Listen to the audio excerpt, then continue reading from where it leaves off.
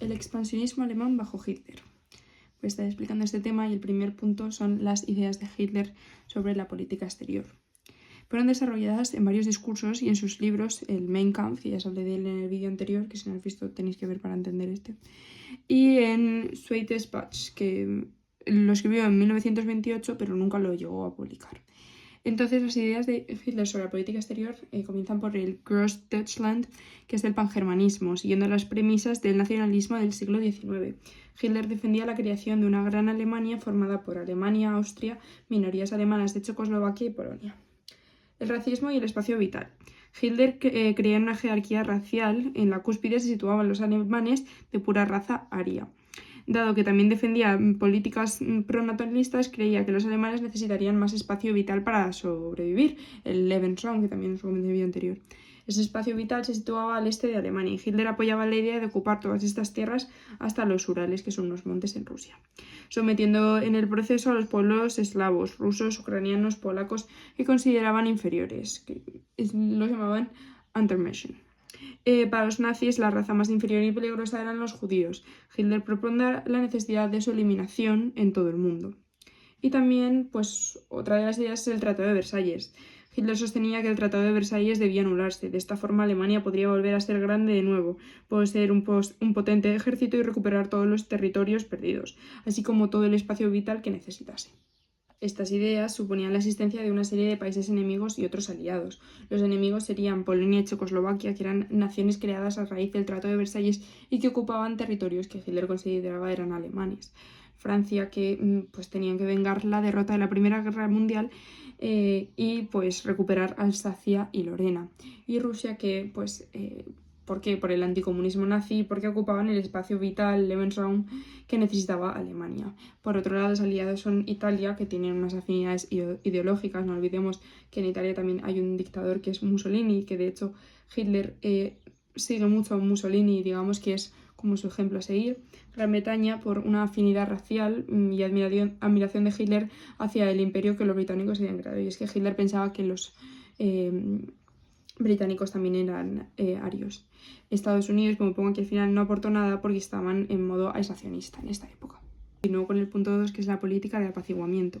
Parte del éxito de la agresiva política exterior nazi fue el fruto de la llamada política de apaciguamiento defendida por Gran Bretaña, Francia y en menor medida Estados Unidos. El apaciguamiento consistía en realizar todo tipo de concesiones a las dictaduras con el fin de evitar una nueva guerra mundial, ya que la Primera Guerra Mundial había sido devastadora y no querían que se repitiese.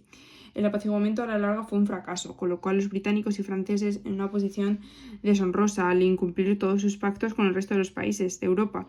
Alentó a Hitler y a Mussolini a continuar sus agresiones al ver que siempre se salían con la suya y finalmente no pudieron evitar la guerra. Sin embargo, hay una serie de motivos que explican en parte el porqué del apaciguamiento. En primer lugar, tenemos el crecimiento del pacifismo en las sociedades británicas y francesas.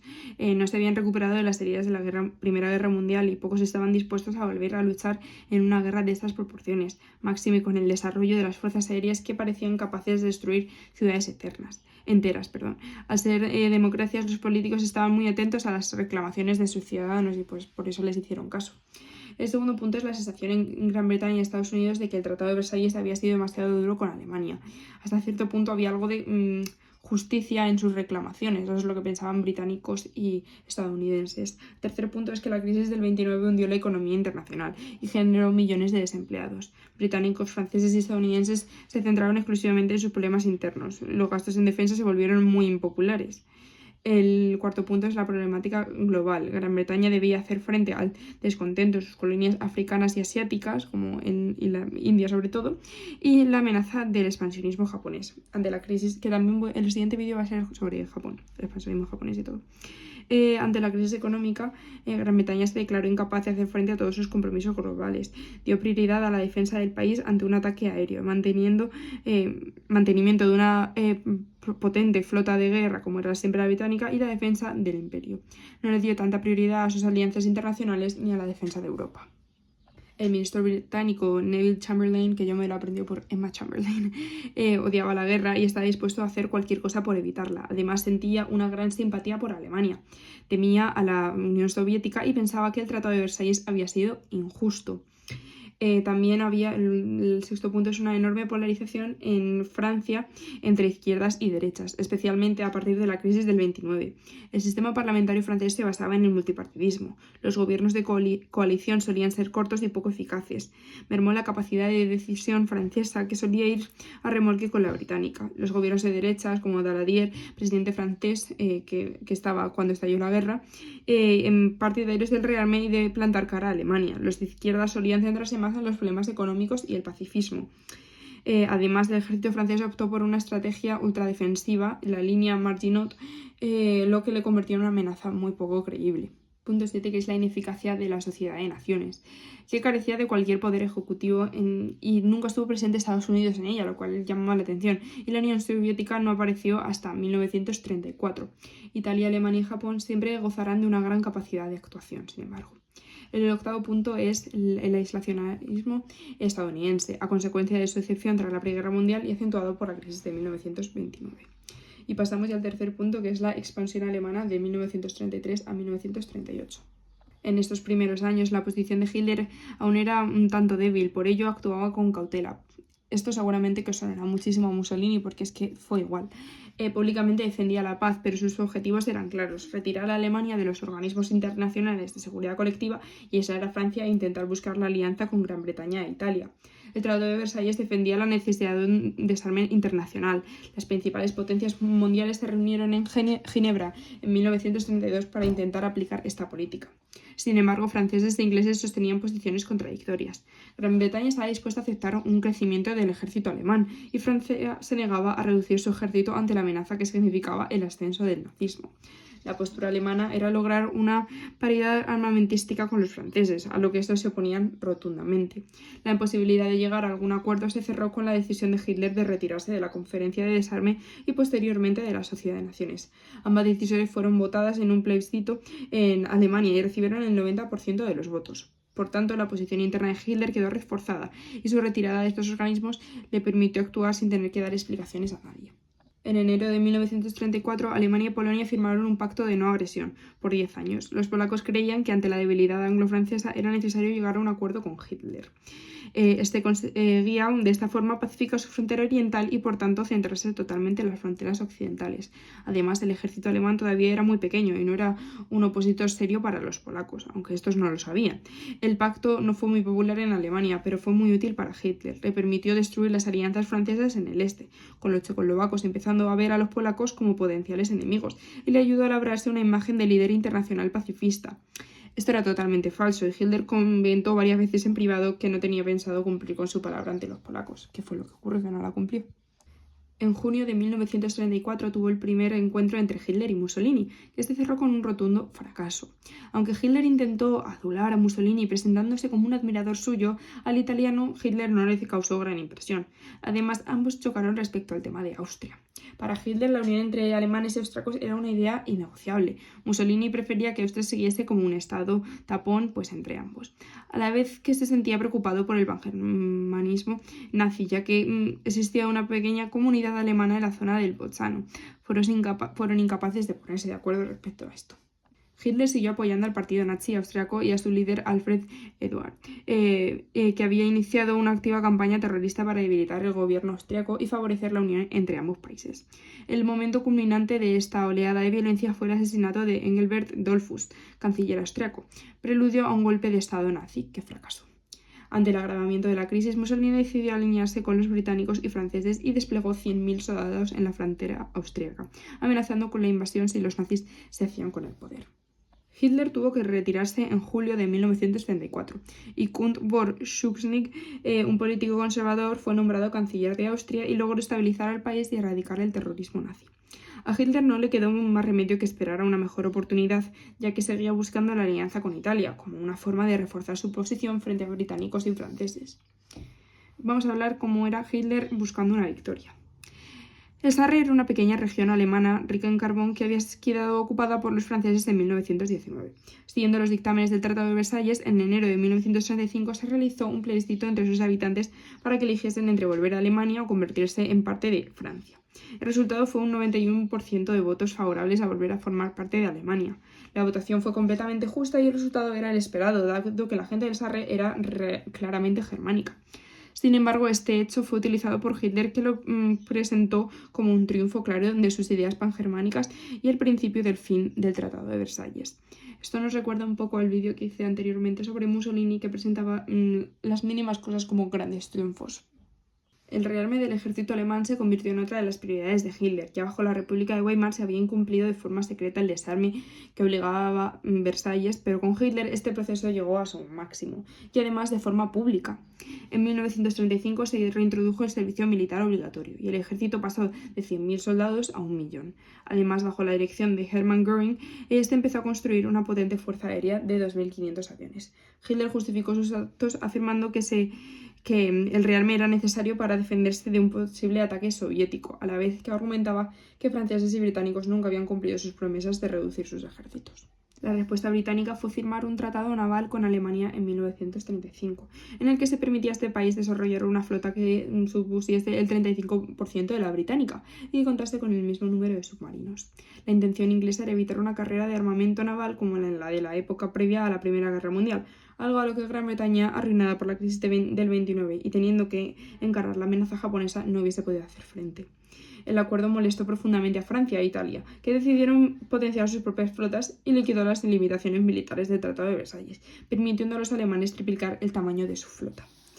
En 1936, Hitler decidió remilitarizar el Rin. En este momento, la situación interna alemana era mala, con un aumento de los precios y problemas en el suministro de los alimentos. Los nazis necesitaban éxitos exteriores para distraer a la opinión pública alemana, que es básicamente lo que hablé en la época cuando se fue Bismarck. Básicamente lo mismo, que necesitaban éxitos exteriores en Alemania. Por otro lado, el mundo entero estaba pendiente de la crisis de Abisinia y de una posible guerra entre Gran Bretaña, Francia e Italia. Hitler supuso que Mussolini, deseoso de buscar nuevos aliados, le apoyaría y que británicos y franceses no se atreverían a iniciar una guerra contra ambas potencias fascistas. La excusa elegida fue la firma del Tratado Franco-Soviético de asistencia mutua en marzo de 1935. Hitler argumentó que esto suponía una amenaza y que Alemania debía proteger sus fronteras. Sin embargo, ni Hitler ni sus generales tenían claro el éxito de este movimiento. El rearme alemán todavía estaba en una etapa muy principiante, muy joven, y si los franceses hubiesen movilizado sus tropas, los alemanes tendrían que haberse retirado. Nada de esto ocurrió. En marzo de 1946 los alemanes volvieron al Rin, y británicos y franceses decidieron actuar. En parte porque sus ejércitos no estaban preparados para la guerra y sobredimensionaron el auténtico poderío alemán, en parte porque la opinión pública británica veía con simpatías este movimiento, y especialmente porque en Francia en este momento contaba con un gobierno en funciones absolutamente inoperante. El éxito propagandístico de Hitler fue apoteósico. Ese mismo año, Hitler, al igual que Mussolini, decidió intervenir en la Guerra Civil Española, que os hablaré de ella en un vídeo concreto, apoyando al bando franquista. En el caso alemán no se mandaron tropas terrestres, pero sí un importante contingente aéreo, la Legión Cóndor, que fue fundamental para el triunfo del bando de Franco. Los motivos nazis para esta intervención fueron los siguientes. El primero, el deseo de conseguir una alianza con España como futuro suministrador de materias necesarias para el rearme y como lugar donde situar bases militares alemanas. También el interés por probar en combate los nuevos aviones desarrollados para la Fuerza Aérea Alemana, así como nuevas tácticas militares. Presentarse como defensores de la civilización occidental ante la amenaza comunista y amenazar a Francia con un gobierno aliado en su frontera sur. A mí esto me parece curioso porque sí, Hitler ayudó a Franco en ese momento, pero Hitler no consideraba ni mucho menos que los españoles fuesen arios. Nuevamente, británicos y franceses dejaron actuar a los alemanes y no ayudaron a la República Española. En este caso fue Gran Bretaña la que tomó la iniciativa y expresó su temor a un gobierno comunista en España. Francia, temerosa de perder su tradicional aliado, decidió imitar la actuación inglesa. Las consecuencias de estas primeras muestras del expansionismo alemán fueron la polarización de la opinión pública europea entre antifascistas y anticomunistas y la falta de actuación anglo-francesa que provocó el temporal en la Unión Soviética, que llegó a la conclusión de que las potencias occidentales no querían realmente frenar a Hitler. El convencimiento de Hitler de que su política agresiva nunca sería frenada por Gran Bretaña y Francia. Quizá la consecuencia más importante de la política exterior nazi, especialmente de su intervención en la Guerra Civil Española, fue el creciente acercamiento entre Italia y Alemania, que culminaría con la firma de la alianza entre ambos países conocida como el Eje Roma-Berlín, que se firmó en octubre de 1936, y a la que seguiría el Pacto Anti-Comintern, donde ambos lograrían la alianza con Japón en noviembre de 1936. Estos pactos ya os los he contado en otros vídeos, frente a una posible guerra con la Unión Soviética. Hitler estaba encantado, había roto el aislamiento y había conseguido carta blanca por parte de Mussolini para actuar ante Austria. El 5 de noviembre de 1936, Hitler se reuniría con los principales miembros de su gobierno encargados de temas militares y de asuntos exteriores. Los comandantes en jefe de los tres ejércitos, Göring de aire, Raeder de marina y Fritz de tierra, el ministro de defensa, el general Blomberg, y el ministro de asuntos exteriores, que era von Neurath. Lo que se trató en esa reunión se conoce principalmente como el Memorandum Hossbach, un informe redactado por el ayudante militar de Hitler. Según este documento, Hitler informó que su objetivo principal era acabar con Checoslovaquia y Polonia, anexionarse a Austria y lograr la unión de todos los alemanes bajo un mismo país. También señaló que la fecha más tardía para lograr sus planes sería de 1942 a 1943, y aunque se intentaría realizar en un momento de debilidad francesa, la guerra no se descartaba si no quedaba más remedio. Blomberg, Fritz y Neurath mostraron sus dudas y señalaron el temor a desencadenar una nueva guerra mundial. Hitler tomó nota. En 1968, Neurath sería sustituido como ministro de Asuntos Exteriores por Joachim de Cohn-Ribbentrop, un conocido defensor de la política expansionista de Hitler. Fritz y Blomberg caerían en desgracia y serían expulsados del ejército, al tiempo que otros 50 generales contrarios al nazismo se verían obligados a jubilarse. Hitler ocupó el cargo de comandante en jefe del ejército alemán y se aseguró de que nadie se opusiese a partir de ahora a sus planes. La anexión de Austria primero y de los Sudetes después. Pasamos al cuarto punto, que es el Anschluss, que ocurrió en 1968. A pesar de su fracaso en 1934 y gracias a la alianza con Italia, Hitler había realizado grandes avances en conseguir cada vez mayor influencia sobre Austria. En 1933 se había firmado un acuerdo austro-alemán basado en que Alemania reconocía la independencia de Austria, ambos países se comprometían a no intervenir en la política interior de su vecino y que Austria debía tener una política exterior favorable a Alemania. En resumen, Austria dejaba de ser un país independiente y pasaba a convertirse en un protectorado alemán. Una vez de vuelta a su país, Schuschnigg intentó incumplir el acuerdo con Hitler, convocando un plebiscito en el que se preguntaría a los austriacos si deseaban la independencia o la unión con Alemania. Hitler montó en cólera y ordenó a su ejército la invasión de Austria el 12 de marzo de 1938. Los guardas de la frontera austriaca ayudaron a los soldados alemanes a romper la frontera. Ningún país estaba dispuesto a iniciar una guerra por la cuestión austriaca. Francia, una vez más, se encontraba paralizada por una crisis de gobierno. En Gran Bretaña había llegado al poder Chamberlain, firme defensor del apaciguamiento y que veía la unión entre Austria y Alemania como inevitable. Ante la falta de ayuda internacional, Schuschnigg intentó huir del país. Los alemanes ocuparon Austria sin disparar un tiro y el propio Hitler visitó el país el 13 de marzo. El 10 de abril se realizó un referéndum en el que el 99% de los austriacos ratificaron la unión entre ambos países. El éxito de Hitler en Austria afianzó su creencia en la debilidad anglo-francesa y reforzó su alianza con Italia. Por otra parte, el dictador alemán se autoconvenció de que el chantaje y el uso de la fuerza eran armas eficaces para llevar adelante su política internacional.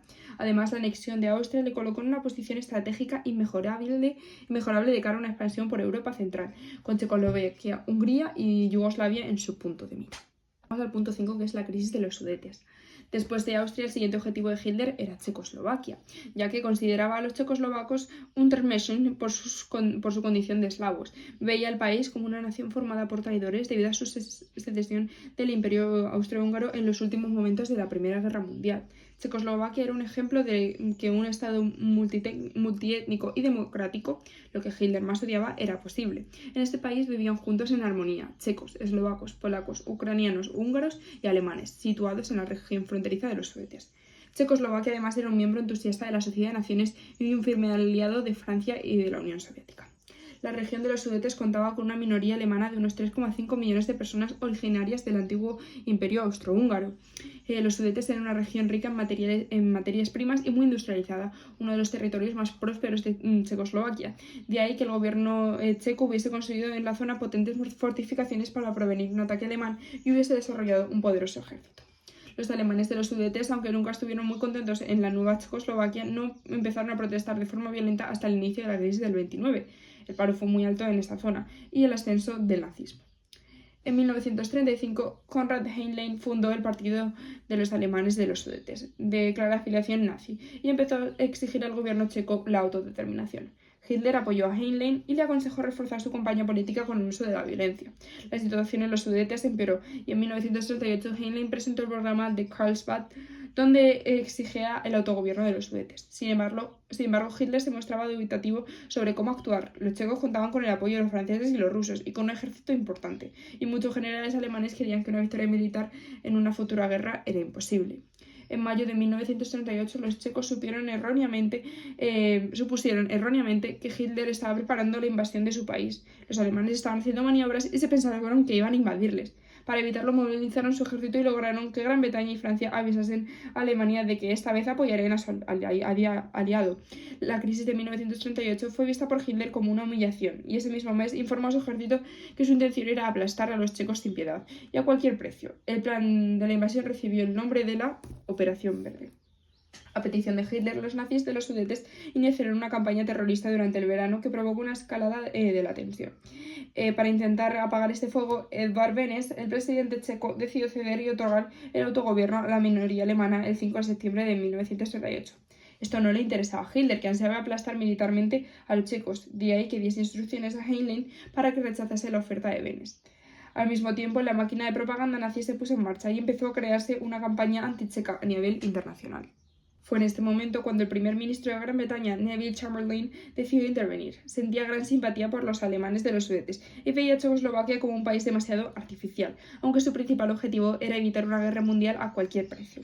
Con este espíritu se reunió con Hitler en 2 entrevistas privadas a lo largo de septiembre. En la primera, ambos líderes pactaron la entrega de los Sudetes a Alemania. Hitler estaba convencido de que el plan fracasaría ante la segura negativa de Checoslovaquia y Francia, y pensando en utilizarlo como una excusa para desencadenar la guerra.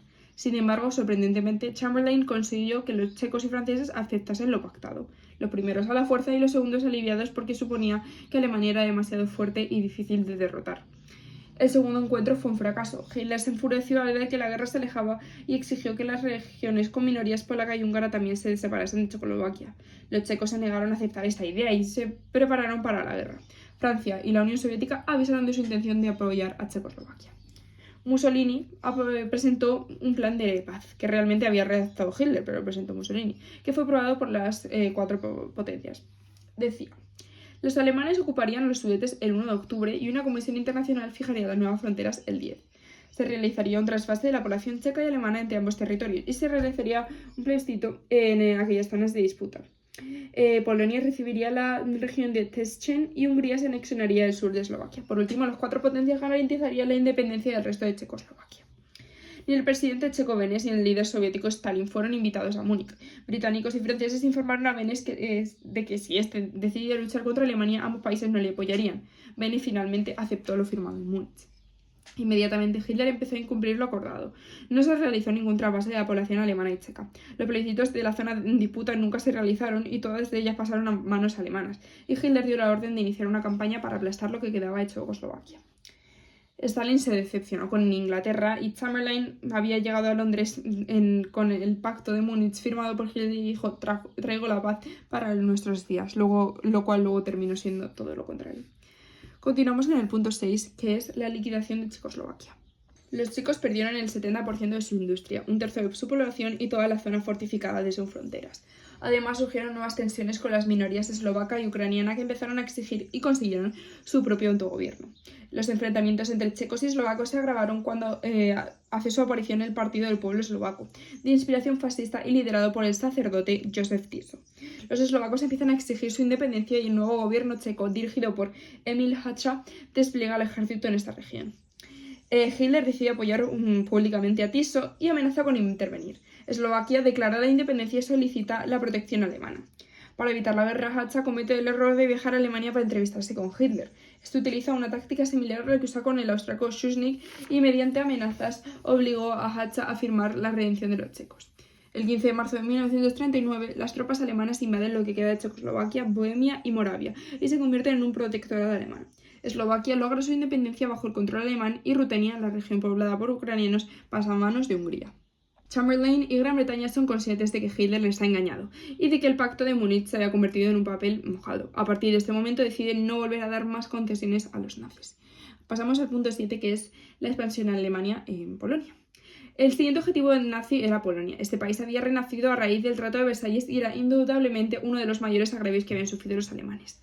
Varios territorios germánicos, como el sur de Prusia, Poznania y Silesia, habían pasado a manos polacas. Se habría creado un corredor marítimo que permitía el acceso del mar a Polonia, pero que dividía físicamente el territorio alemán, con Prusia Oriental separada por el resto del resto del país.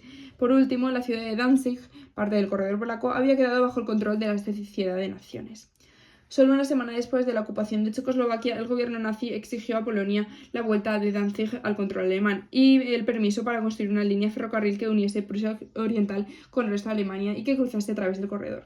Es cierto que en este caso las reclamaciones nazis tenían mayor legitimidad que en el caso de los Sudetes. Danzig había sido una ciudad alemana y realmente la mayoría de su población deseaba la reincorporación al Reich, pero los polacos se negaron a ceder, suponiendo que, al igual que con Austria y Checoslovaquia, las exigencias de Hitler no iban a detenerse ahí.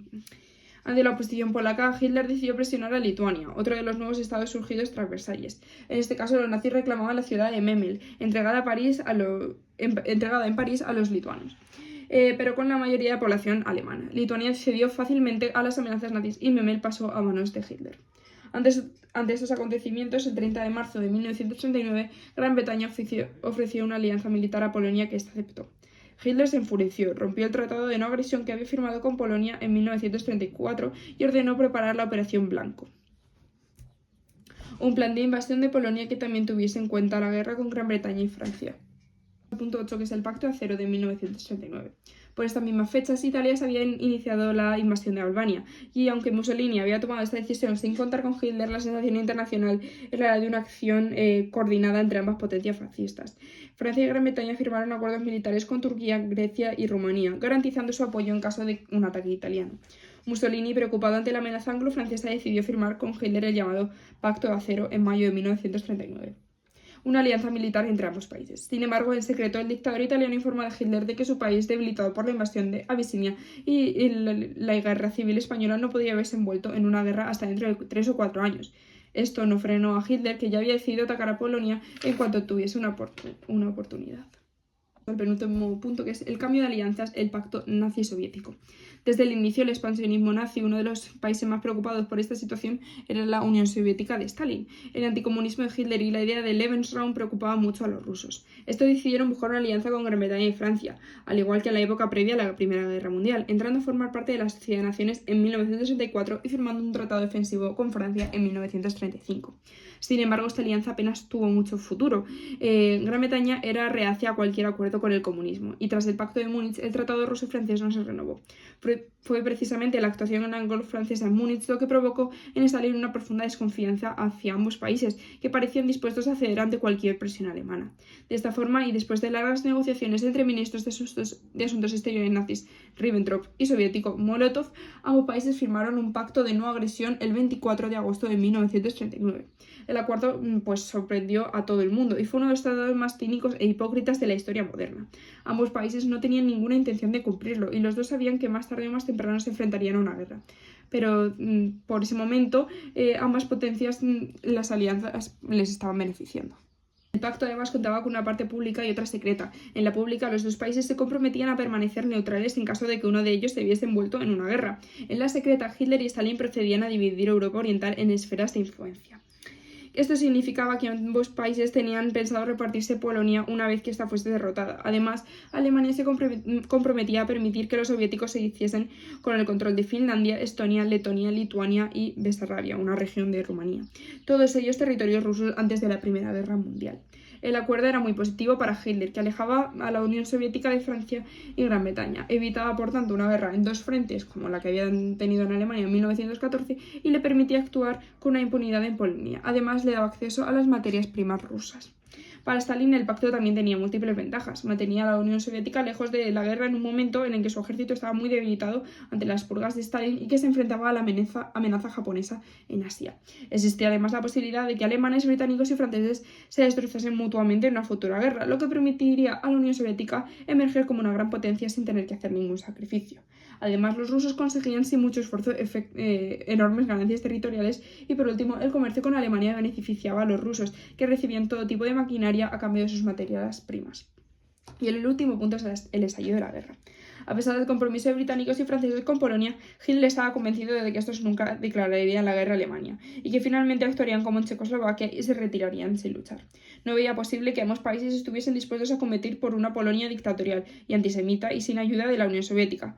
Y ahora que el rearme alemán era ya bastante importante, Hitler decidió que la guerra se iniciaría el 26 de agosto de 1939. Sin embargo, el 25 de agosto Gran Bretaña retiró su apoyo a Polonia y Mussolini se mostró reacio a ayudar a Hitler. Ante este panorama, el dictador alemán retrasó la fecha del ataque al 1 de septiembre e intentó un último acuerdo con Gran Bretaña, Danzig y el corredor polaco a cambio de la paz y un acuerdo internacional de desarme, pero Gran Bretaña se negó a aceptar ninguna negociación con Alemania. El 31 de agosto Mussolini propuso una conferencia internacional similar a la de Múnich de 1938, pero ahora fue Hitler el que se negó, quería la guerra. El 1 de septiembre las tropas alemanas iniciaron la invasión de Polonia. El 3 de septiembre Gran Bretaña y Francia declararon la guerra a Alemania, ante un sorprendido y enfurecido Hitler.